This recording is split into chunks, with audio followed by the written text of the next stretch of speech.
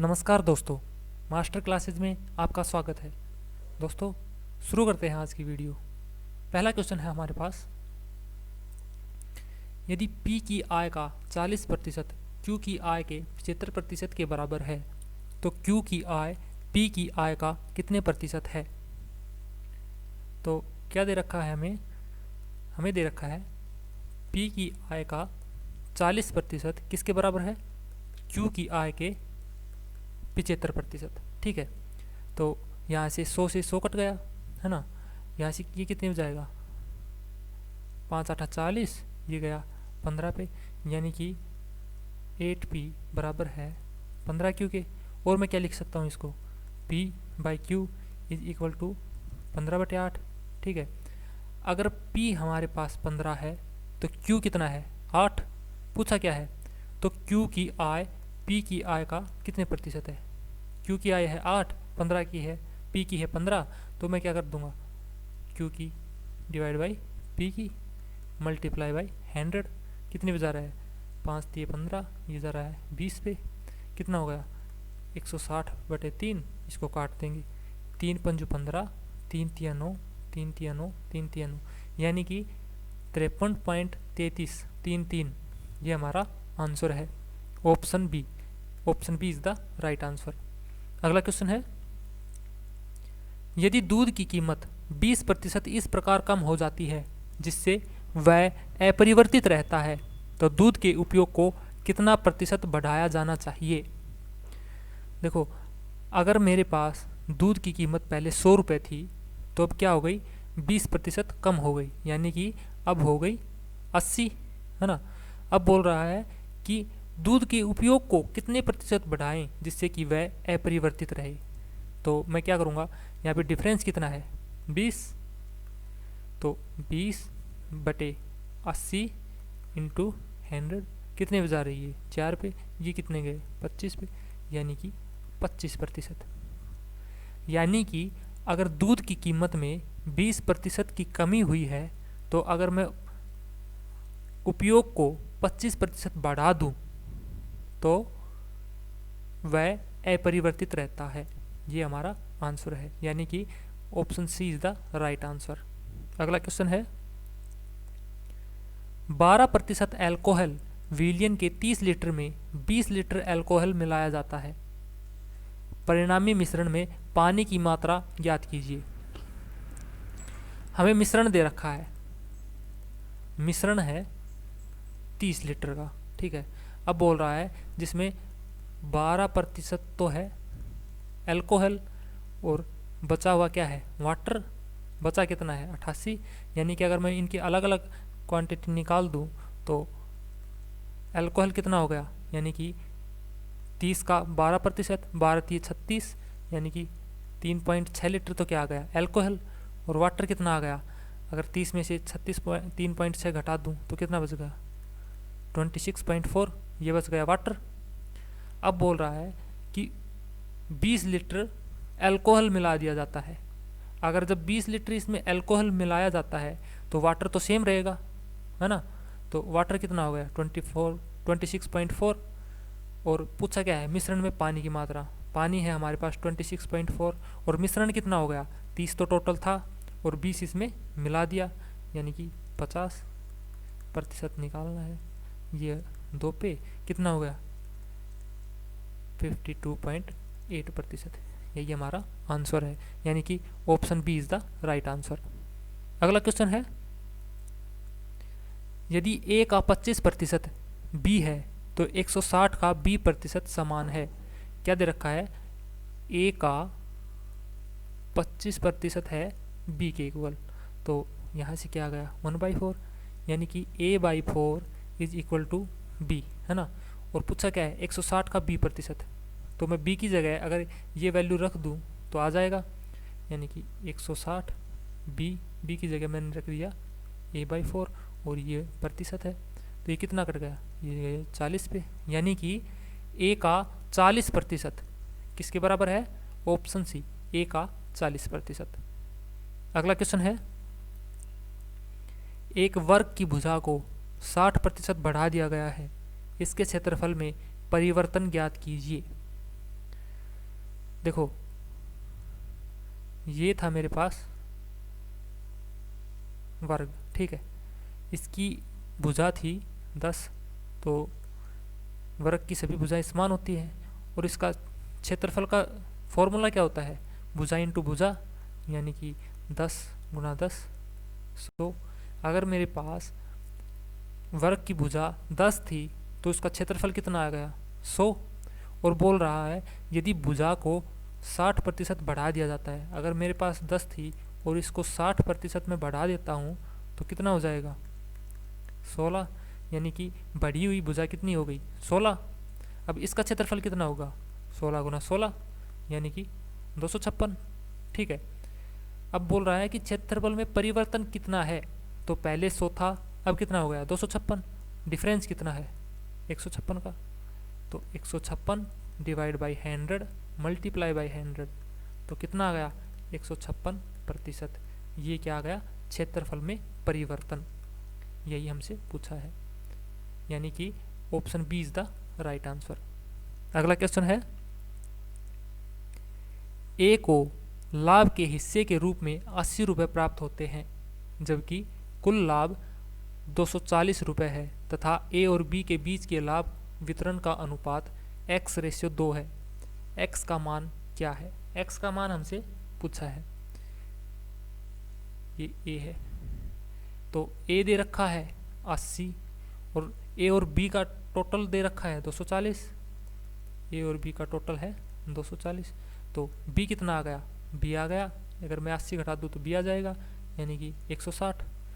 ए कितना है 80, बी है 160, और ए रेशियो बी दे रखा है इसने x/2, है ना। मैं इसको क्या लिख सकता हूँ, a by B is equal to x/2। A कितना है 80, बी कितना है 160, बराबर x/2। ये कितने पे गया, 2 पे, 2 से 2 कैंसिल, x कितना आ गया 1, तो x की वैल्यू हमसे पूछी थी, x की वैल्यू आ गई 1, यानी कि option A is the right answer. अगला क्वेश्चन है,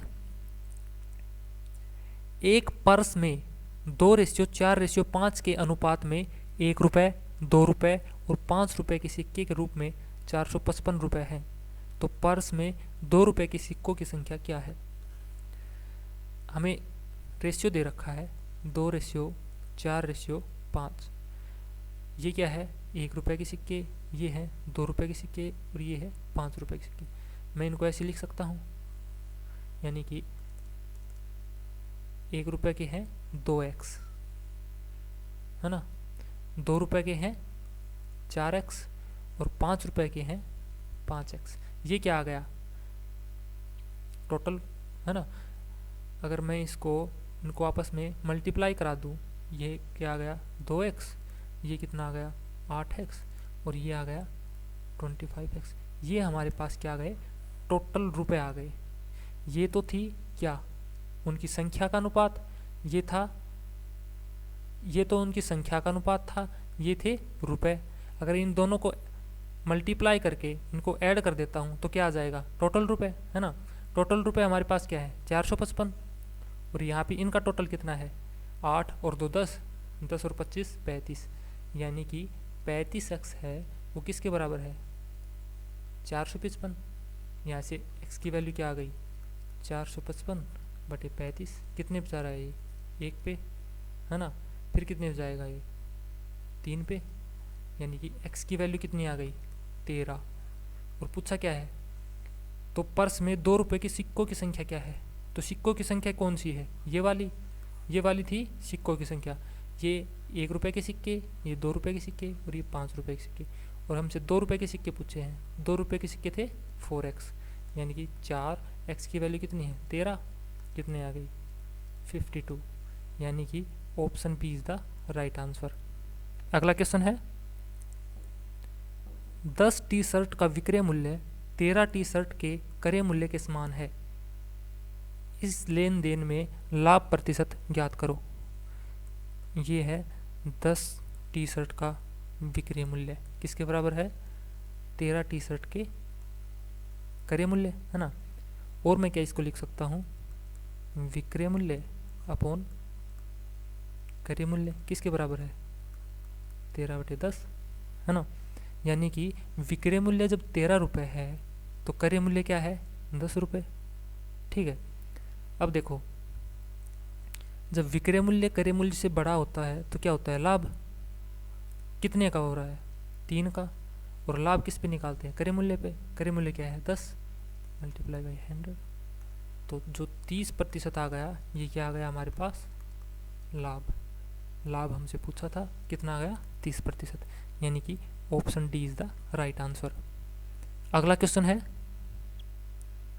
z का वह मान ज्ञात कीजिए जिसके लिए ये संख्या 9 से विभाजित है।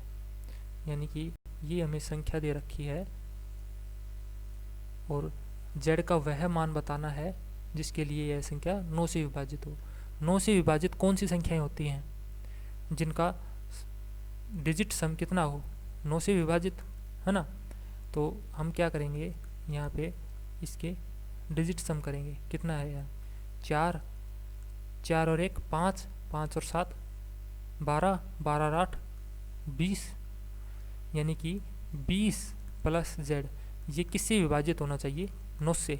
ठीक है, तो z की मुझे कोई ऐसी वैल्यू रखनी है जिससे 20 में जुड़ने के बाद यह 9 से विभाजित हो जाए।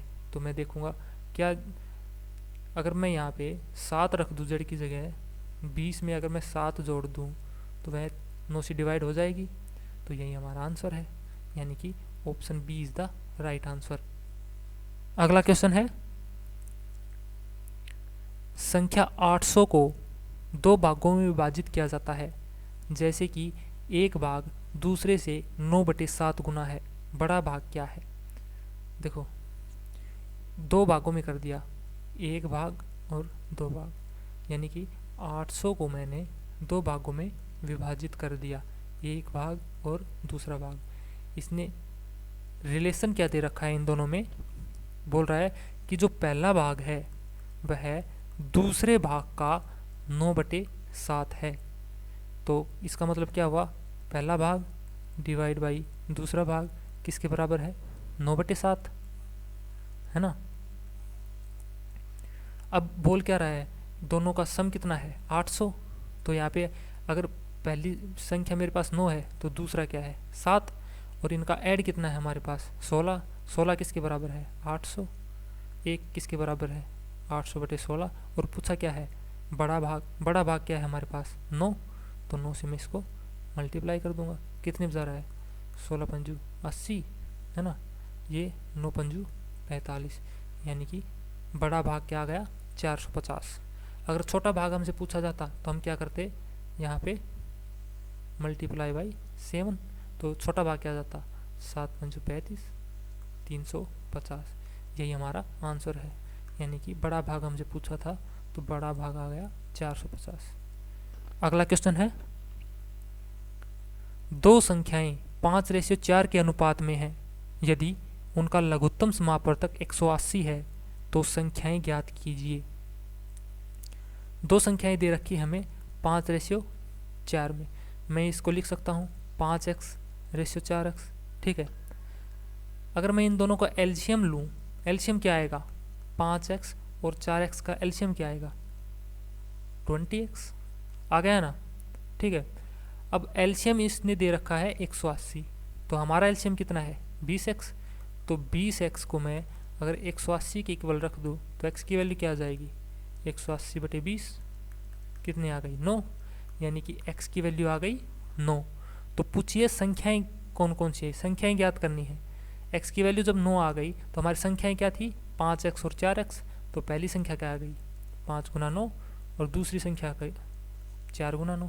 पहली 45, दूसरी 36। यही हमारा आंसर है, यानी कि option B is the right answer. अगला क्वेश्चन है, यदि n एक पूर्णांक है तो n की क्यूब माइनस n हमेशा किस संख्या से विभाजित होगा। ये हमारे पास दे रखा है इसने, n की क्यूब माइनस n। इसमें क्या कर सकता हूँ, n कॉमन ले सकता हूँ, n² -1, है ना। मैं क्या करूँगा, मैंने रखा n की जगह मैंने 1 रखा सबसे पहले, तो यहाँ पे क्या आएगा, 1, 1 का स्क्वायर 1 -1, क्या आ गया, ये 0, 0 × 1 0, अगली बार मैंने क्या रखा, अगली बार रखा मैंने n की जगह 2। अब जब 2 इसमें रखूँगा मैं तो क्या आएगा, 2, 2 का स्क्वायर 4 माइनस 1, यानी कि 2 इंटू 3 इज इक्वल टू 6।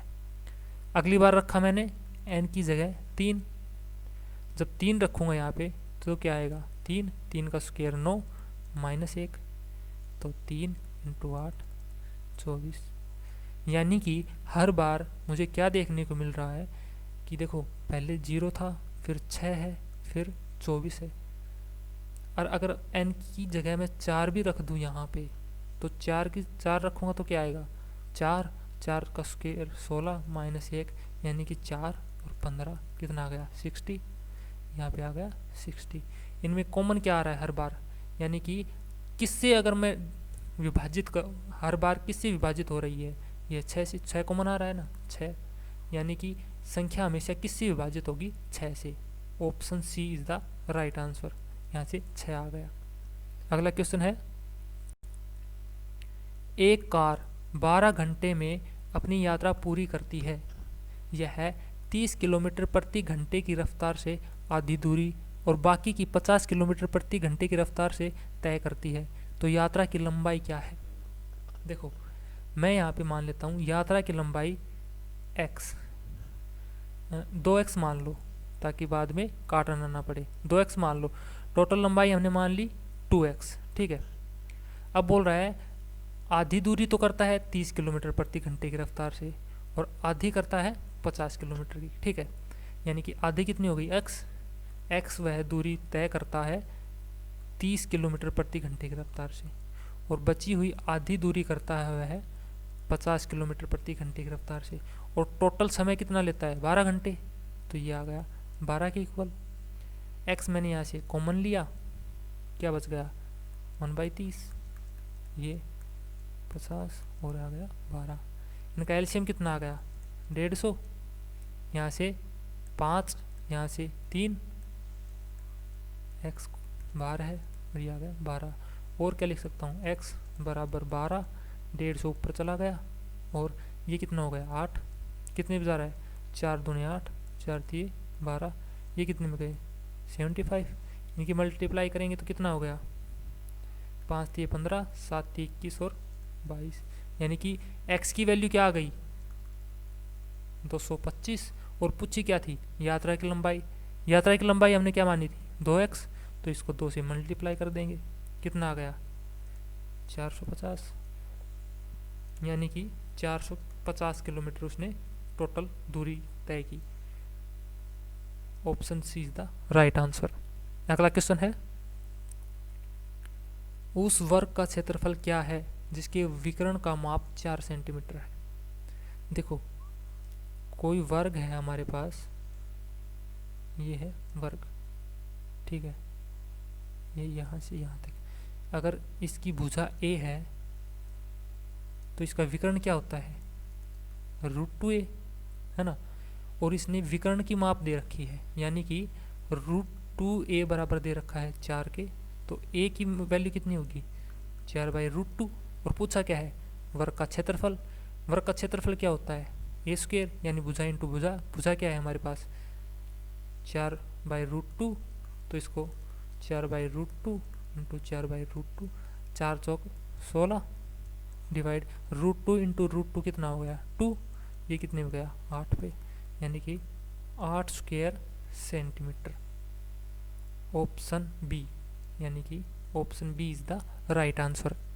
अगला क्वेश्चन है, एक बेलनाकार छड़ जिसकी ऊंचाई उसके त्रिज्या से 8 गुना है को पिघलाया जाता है और फिर उसी त्रिज्या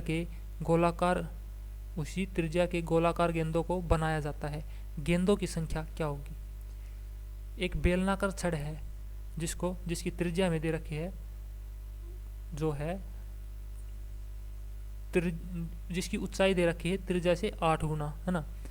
तो बेलनाकार छड़ की अगर आयतन की मैं बात करूं तो फॉर्मूला क्या होता है πr², है ना।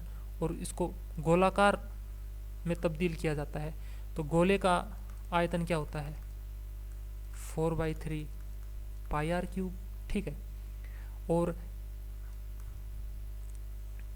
क्या बोल रहा है कि बेलन से गोले में गेंदों को बनाया जाता है। ठीक है, तो मैं क्या करूँगा, पाई आर स्क्वेयर एच है वो है x इंटू 4/3 पाई आर की क्यूब।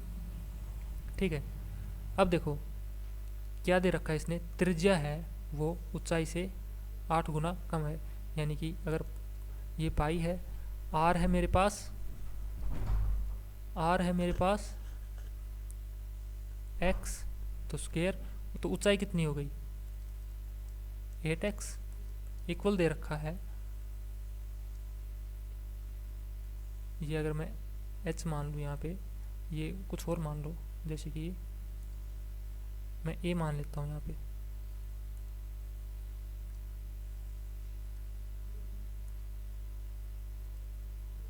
ये मैं a मान लेता हूँ, ये हो गया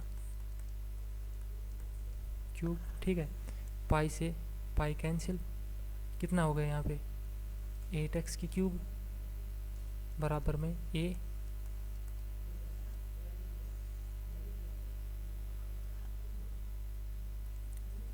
देखो फिर से करते हैं इसको, थोड़ा सा मैंने गलत ले लिया ये।